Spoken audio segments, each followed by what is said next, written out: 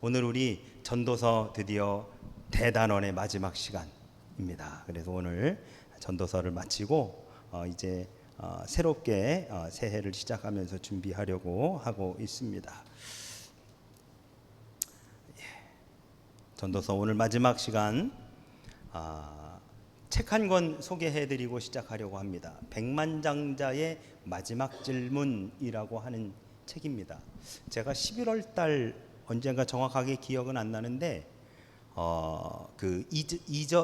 잊어버린 잊혀진 질문이라고 하는 책을 제가 설교 서두에서 말씀드렸었던 적이 있는데요. 그 잊혀진 질문은 고 삼성그룹의 창업자인 고 이병철 회장이 죽기 전에 A4 용지 4장에 빼곡하게 질문을 쓴 것을 가톨릭 신부인 정희채 신부님께 보내서 그것을 이제 정희채 신부님이 준비를 해서 만나려고 했는데 갑작스럽게 고 이병철 회장의 건강이 나빠지기 시작을 해가지고 그 만남이 연기되다가 결국에는 만나지 못하고 이병철 회장이 작고했었지요. 그로부터 14년인가가 흐른 뒤에 그 정희채 신부가 준비했었던 답변을 모아놓아서 내놓은 책이 잊혀진 질문이었습니다. 그러니까 가톨릭 신학자의 입장에서 그 질문에 대한 답변이고요. 그 질문을 철학자인 김용규 씨가 답변을 정리한 책이 바로 이 백만장자의 마지막 질문입니다. 그러니까 질문은 똑같아요. 잊혀진 질문이라고 하는 책과 이 백만장자의 마지막 질문은 결국 고 이병철 회장이 가지고 있었던 그 질문에 대해 답변하는 사람이 서로 다른 그러한 책입니다. 그런데 이 책에는 또 뭐라 할까요? 이 밑에 보시면 휴머니스트라고 되어 있죠. 이 철학자가 그 질문에 대해서 답변을 한 책인데요. 질문은 똑같습니다. 어떤 질문이냐? 처음에 두 가지 질문이 굉장히 눈길을 끌어요. 첫 번째 질문은 뭐냐? 신의 존재를 어떻게 증명할 수 있습니까? 라고 하는 거예요. 신은 왜 자신의 존재를 똑똑히 우리에게 드러내 보이지 않습니까? 우리가 잘 알고 있다시피 삼성가는 그 원불교라고 그렇게 우리는 알고 있지요. 그런데 삼성가는 그 원불교고, 원불교는 신이라고 하는 존재가 있지 않습니다. 원불교는 제가 말씀드렸다시피 원불교는 그 진리를 추구하는 종교라고 할까요? 철학이라고 할까요? 이런 그 도가 쪽 비슷한 그런 게 원불교거든요. 그들이 진리를 원으로 그려놓고 원으로 표현해 놓은 거예요. 그럼 앉아서 좌선하고 하는 그런 종교가 원불교입니다. 그런데 왜 불교냐? 그 원불교의 대종사가 그 진리를 추구하다가 불교의 반야심경을 읽다가 진리를 발견했다라고 이제 그렇게 이야기를 해요.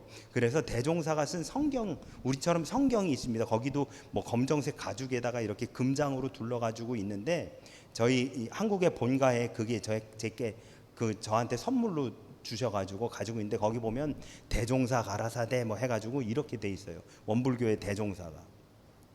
그런데 그 원불교가 가지고 있는 최대의 단점은 절대자가 없기 때문에 기도를 해도 누군가가 컨트롤해서 들어줄 존재가 없다는 거예요. 그럼에도 불구하고 이 전통적으로 원불교라고 알려져 있는 이 삼성가의 창업주가 이 신이라고 하는 존재는 과연 있는가? 있다면 왜 자신을 드러내지 않는가? 뒤집어서 얘기하면 신이라고 하는 존재에 대해서 이병철 회장은 믿고 있었다. 아니, 그 존재를 인정했다라고 이제 우리는 그렇게 이해할 수 있죠. 그러면 왜 신은 자신의 존재를 똑똑히 드러내 보이지 않는가? 만약에 여러분 우리가 오늘 기도하면서 하나님, 왜 하나님 당신의 존재를 우리에게 똑똑히 드러내 보여주지 않으십니까? 라고 기도한다면 하나님 우리에게 뭐라고 답하실까요? 나는 맨날 너랑 같이 있는데 그러지 않으실까요? 우리 하나님 저한테는 그렇게 응답하실 것 같습니다. 지난 주일에도 우리 함께 나누었지만 하나님은 어디나 계시잖아요.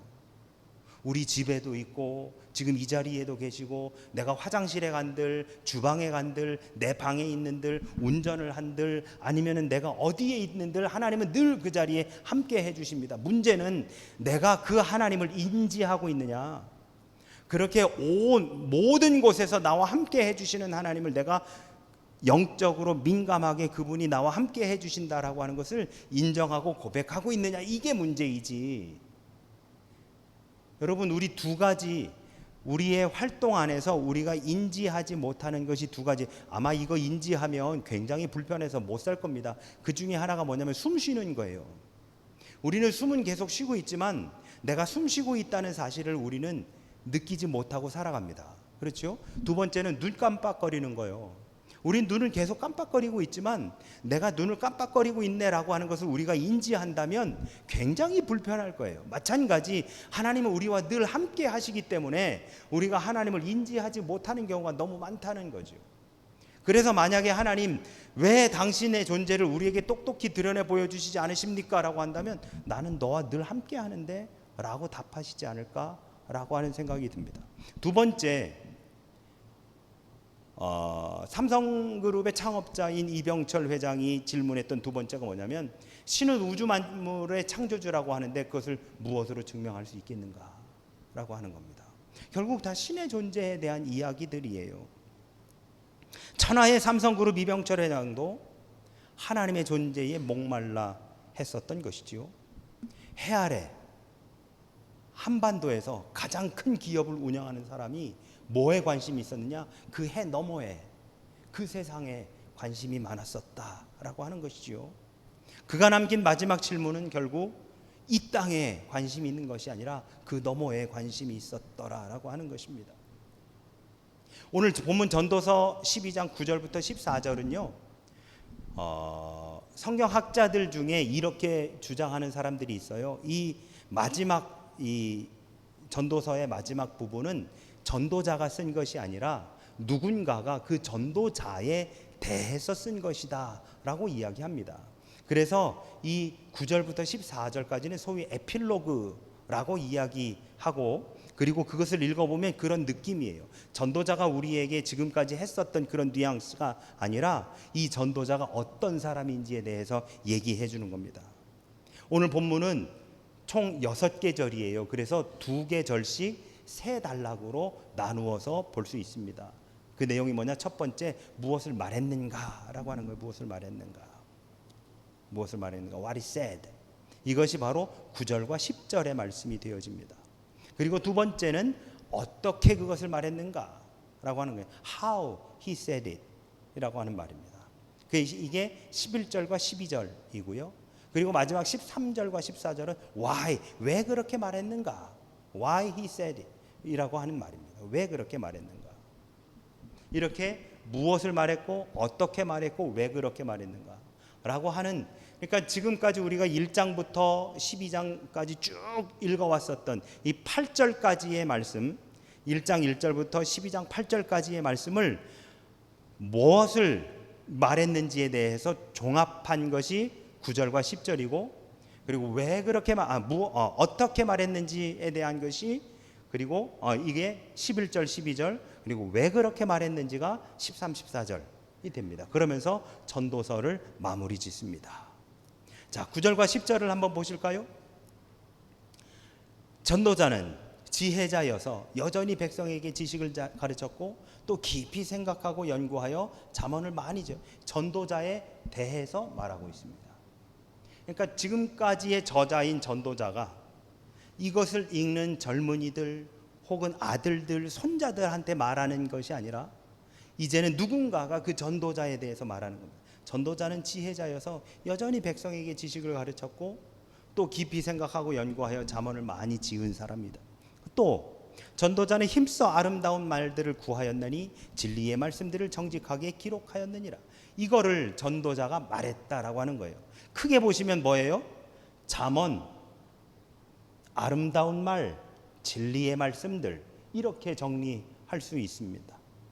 지금까지 전도자는요, 이 뭐라고 할까요? 이 현실에 매여 상황에 얽매여서 살고 있는 이 세상살이를 뭐라고 말했느냐? 헛되다라고 말했습니다. 그런데 제가 누차 말씀드렸지만 전도자는 이 땅에서 누릴 거 다 누린 사람 아닙니까? 권세, 권력도 쥐고 있었지요. 부귀 영화도 쥐고 있었지요. 그러니까 한평생 부귀와 영화를 누릴 거 다 누린 사람이에요.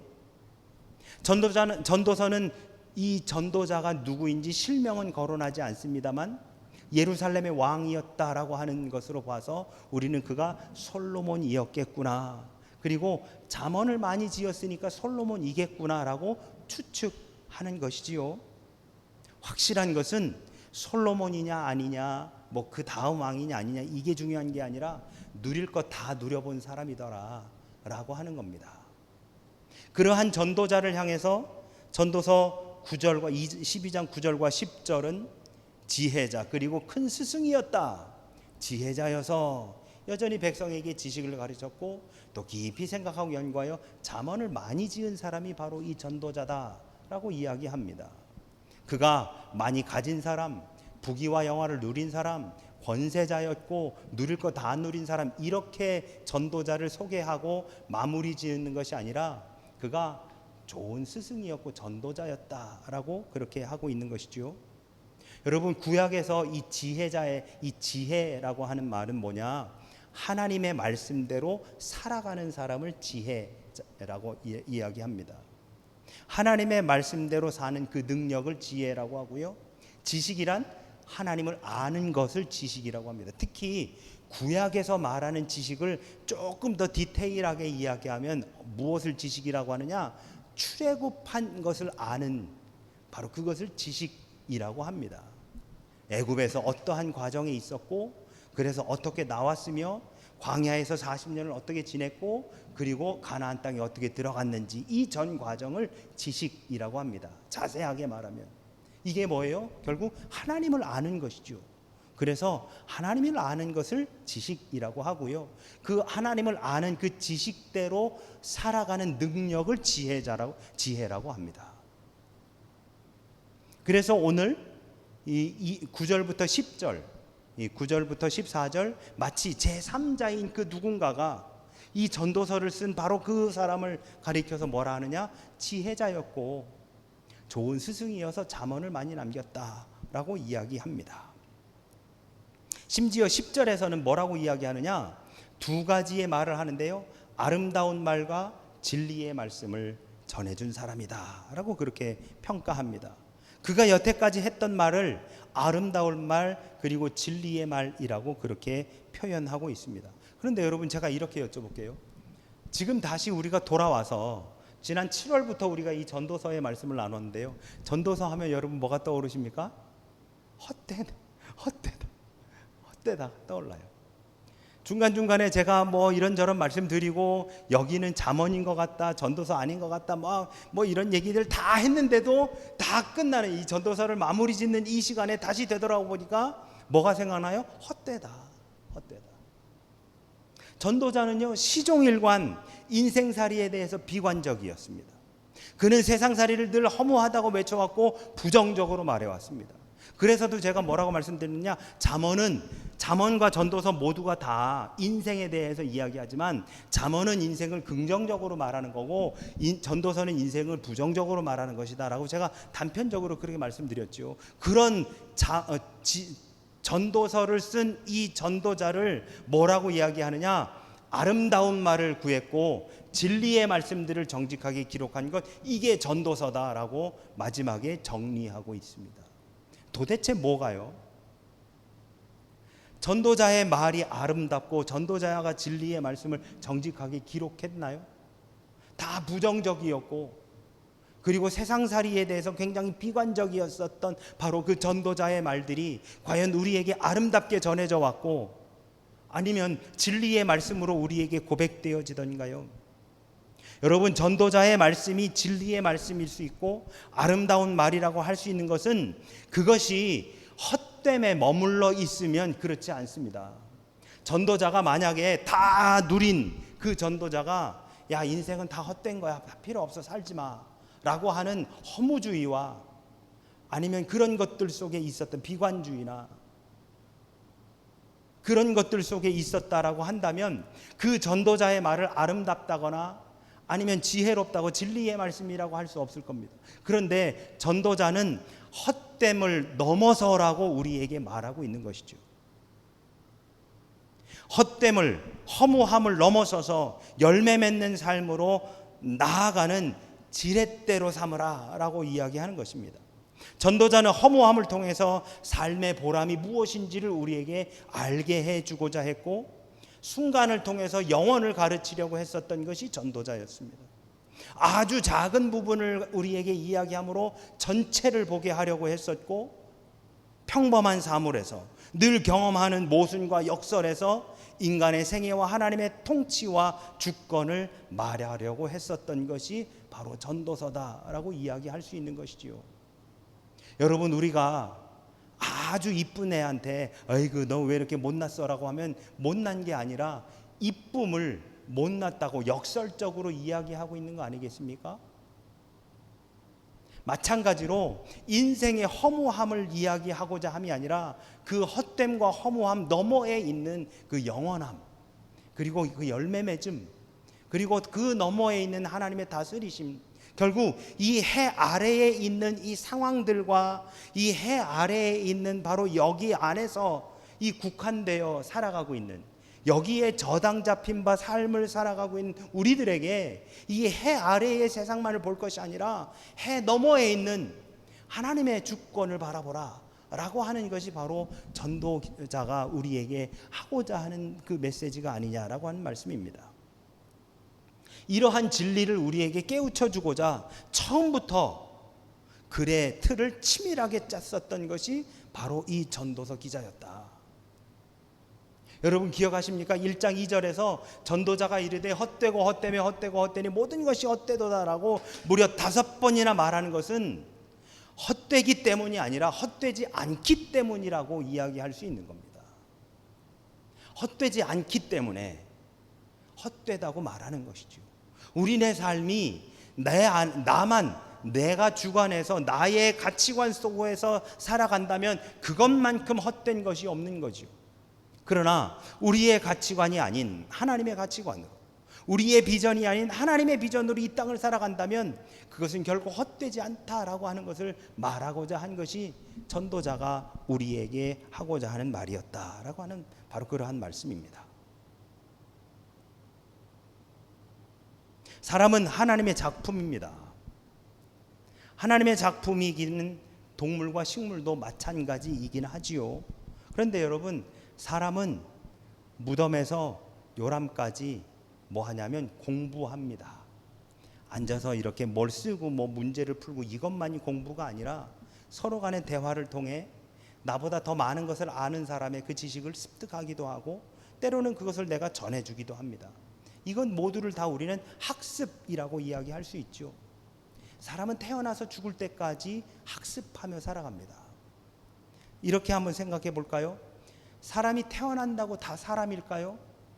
그렇지 않습니다. 사람은 태어난다고 다 사람이 아니라요, 사람다워져야 됩니다. 피지컬리 사람으로 태어난다고 전부 다 사람이 아니고요, 그 안에가 채워져야 사람답게 살아갈 수 있는 것이죠. 그래서 저는 그것을 뭐라고 이야기할 수 있느냐, 태어나긴 사람으로 태어나도 점점 인간이 되어간다라고 말하고 싶어요. 피지컬리 우리는 사람으로 태어납니다. 이게 우리나라 말이잖아요. 그래서 사람이 삶을 살아가는 거죠. 그 사람이 삶을 살아가기 위해 뭐가 되어야 되느냐? 인간이 되어야 합니다.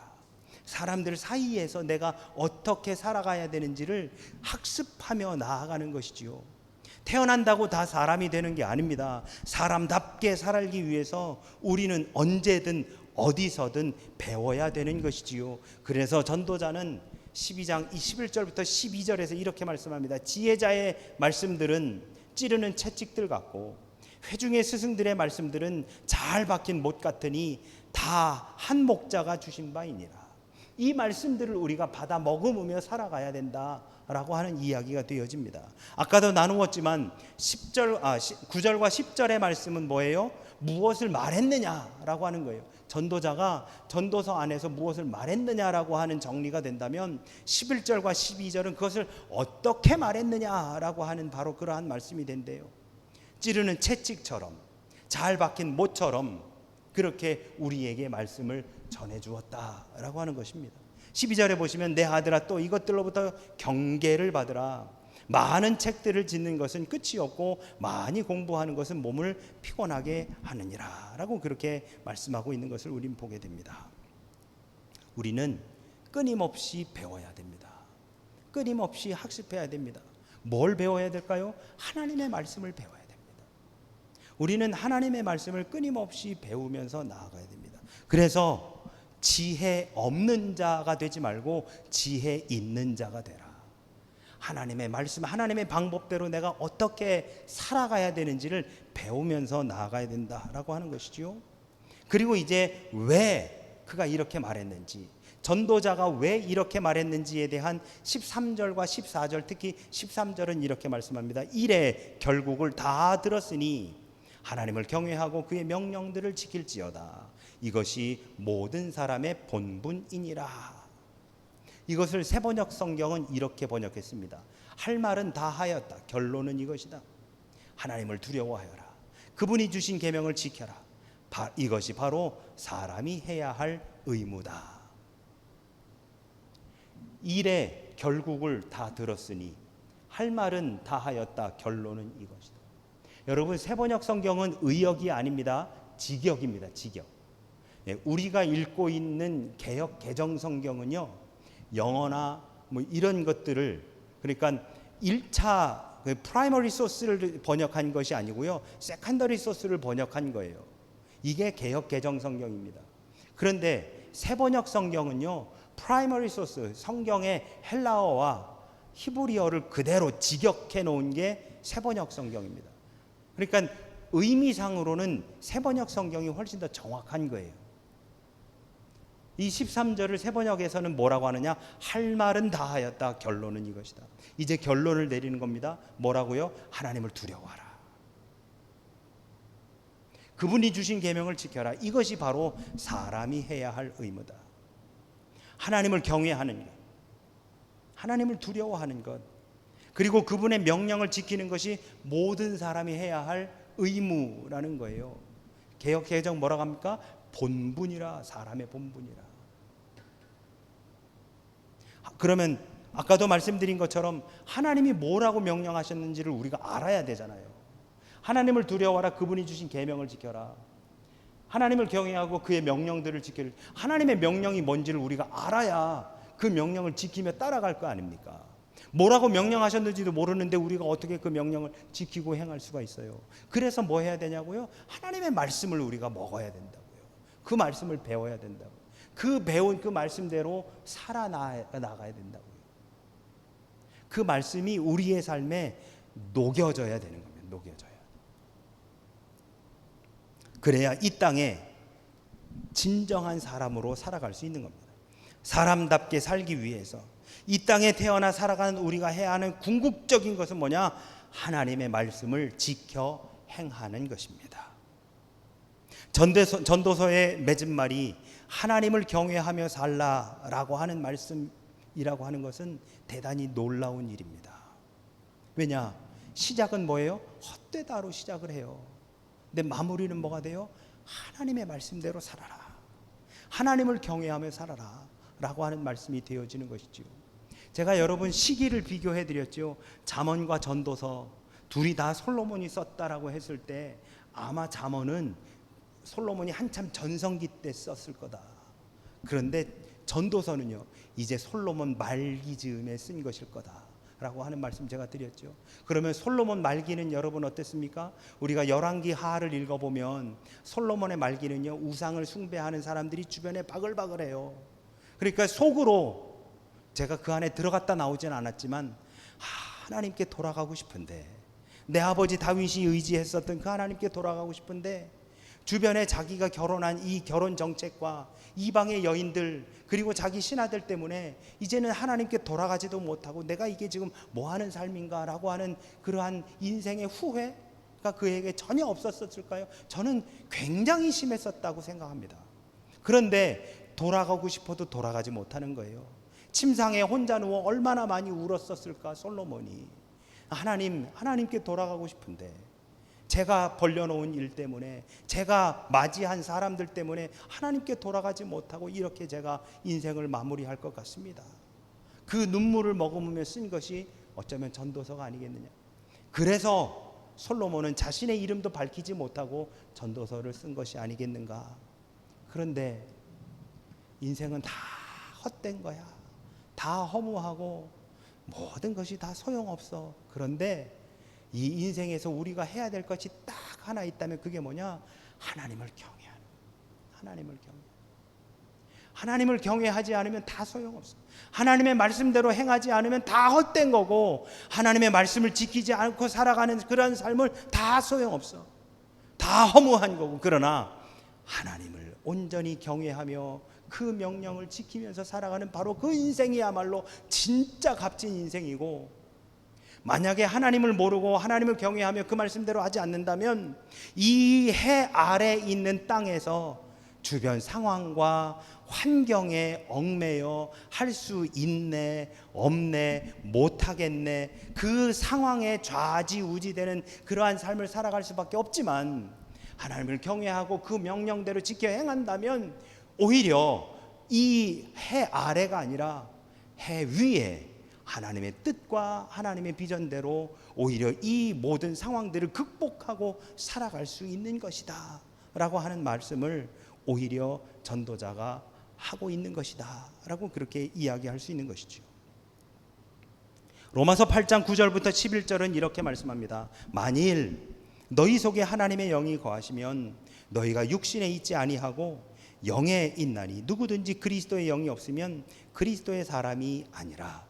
또 그리스도께서 너희 안에 계시면 몸은 죄로 말미암아 죽은 것이나 영은 의로 말미암아 살아 있는 것이라. 예수를 죽은 자 가운데서 살리신 이의 영이 너희 안에 거하시면 그리스도 예수를 죽은 자 가운데서 살리신 이가 너희 안에 거하시는 그 영으로 말미암아 너희 죽을 몸도 살리시리라. 아멘. 네, 사도 바울의 고백처럼 하나님의 영이 우리 안에 거하셔야 우리의 삶이 의미가 있는 것이고, 죽을 길로 가는 것이 아니라 살 길로 가는 것이 아니겠습니까? 예수 그리스도가 우리 안에 계시면 우리의 인생은 흙으로 돌아가는 몸이 아니라 하나님의 영으로 생명을 얻을 존재가 되게 되는 줄로 믿습니다. 예수 그리스도는 하나님 없이 헛된 인생을 살 뻔한 우리들을 생명의 길로 인도해 주셨습니다. 죽을 길로 갈 수밖에 없었던 우리들을 거기에서 완전히 다른 생명의 길로 옮겨주신 분이 바로 우리 예수님이시지요. 예수 그리스도 안에 살 때에 우리는 세상을 이기게 되는 것입니다. 보라 내가 세상을 이기었노라 하시니라 우리 주님 말씀하셨지요. 그래서 여러분, 여기서 말하는 세상이라고 하는 것은 주변에 이단과 그리고 이 음란과 방탕과 이런 모든 것들이 가득한 세상, 하나님을 모르는 세상도 의미하지만 우리가 그 안에 갇혀 있는 상황과 환경 역시도 세상 아니겠습니까? 이 모든 세상을 이기었노라 라고 우리 주님께서 승리의 선포를 하셨기에 우리도 그렇게 살아갈 수 있는 것입니다. 여러분, 주변을 바라보면 안 될 것들밖에 없어요. 우리의 상황을 보면요, 녹록한 것 하나도 없습니다. 다 안 된다고 밖에 얘기하지 않아요.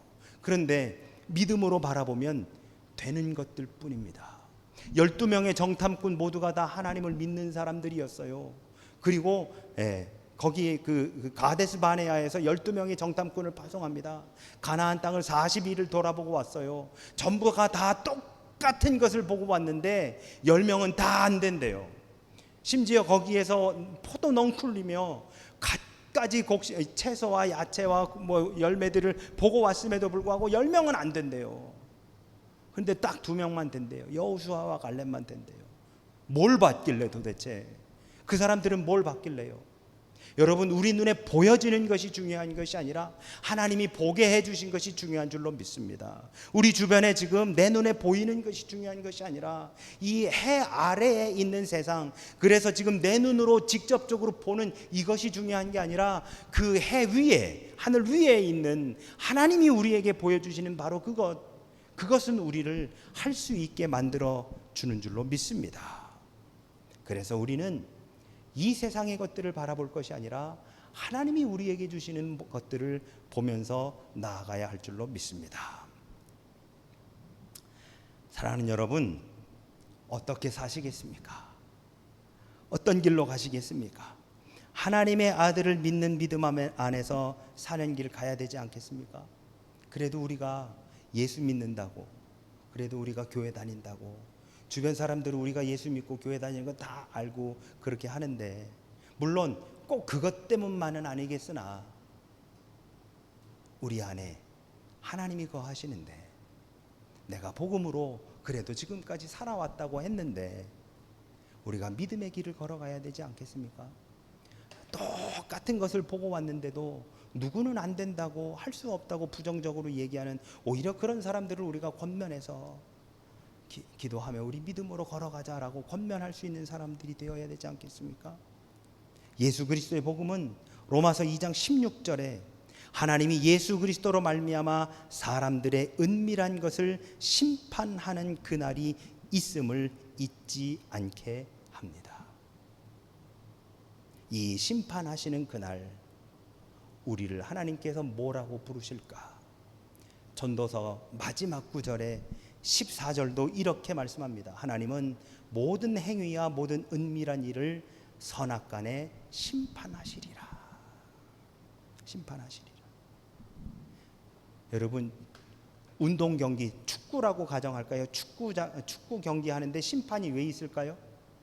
심판이 있는 이유는 경기가 원활하게 진행되도록 심판이 있는 겁니다. 그 심판이 호각을 불고, 그리고 경기를 중단하는 것은 반칙이 일어났기 때문이지, 제대로 모든 일들이 벌어진다면 이 심판은 결코 그 일을 멈추게 하지 않습니다. 계속해서 진행하라고 하지요. 하나님께서 모든 행위와 모든 은밀한 일을 선악간에 심판하시는 것은 어떤 이들에게는 계속해 더해가 되지만, 어떤 이들에게는 멈춰, 더는 안 돼 라고 하는 것이 될 수 있다라고 하는 것이지요. 헛되고 헛된 이 땅의 삶, 하나님 없이, 하나님이 내 안에 계시는 바로 그러한 믿음 없이 살아가는 때에 느껴지는 그 헛된 삶이 아니라, 주님과 동행하는 바로 그 삶을 살아갈 때에 우리는 비로소 하나님께서 이 모든 것들을 선악간에 심판하시는 그때 계속해, 더해 라고 하시는 바로 그러한 심판이 우리에게 임하게 될 줄로 믿습니다.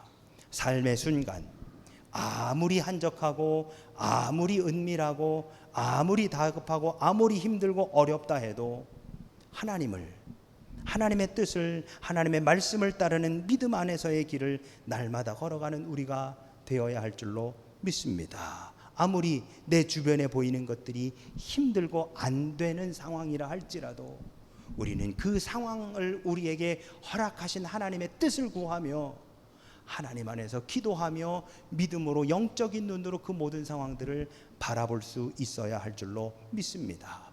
여러분, 믿음 없이 보면 헛된 것밖에 없습니다.